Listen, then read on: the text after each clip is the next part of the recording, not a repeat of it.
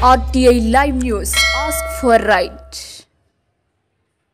తాము చదువుకుంటున్న సమయంలో విద్యార్థులపై ఇంత ఒత్తిడి ఉండేది కాదని ఇప్పుడు చదువుకున్న విద్యార్థుల్లో ఎక్కువగా ఒత్తిడి ఉంటుందని జీహెచ్ఎంసీ కమిషనర్ రొనాల్డ్ రోస్ అన్నారు.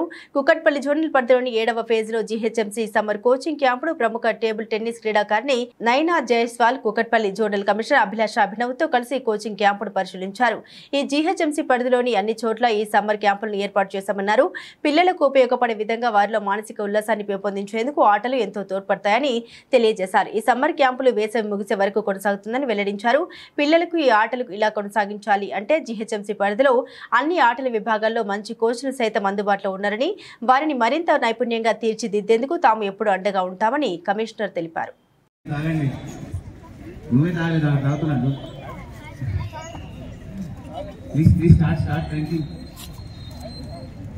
Everyday morning, the only request ఏంటంటే వెరీ సింపుల్ మెసేజ్.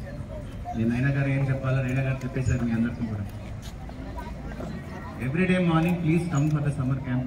మీరందరూ కూడా కొంతమంది ప్లేయర్స్ అలాగా ఉన్నట్టున్నారు. That means you are regular. There are lot of kids చాలా కష్టపడి ఎగ్జామ్ రాశారు. అయిపోయింది ఎగ్జామ్ కూడా చాలా యూనిఫామ్ లో ఉన్నారు. ఎవరి sir T shirt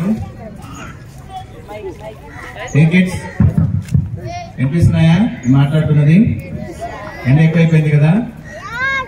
yes juice బాగుందా?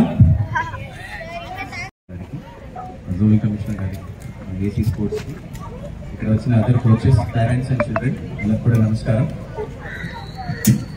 సో జిహెచ్ఎంసీ మొత్తం కూడా ఈ సమ్మర్ క్యాంప్స్ అనేది ఎవ్రీ ఇయర్ మనం చేస్తుంటాము.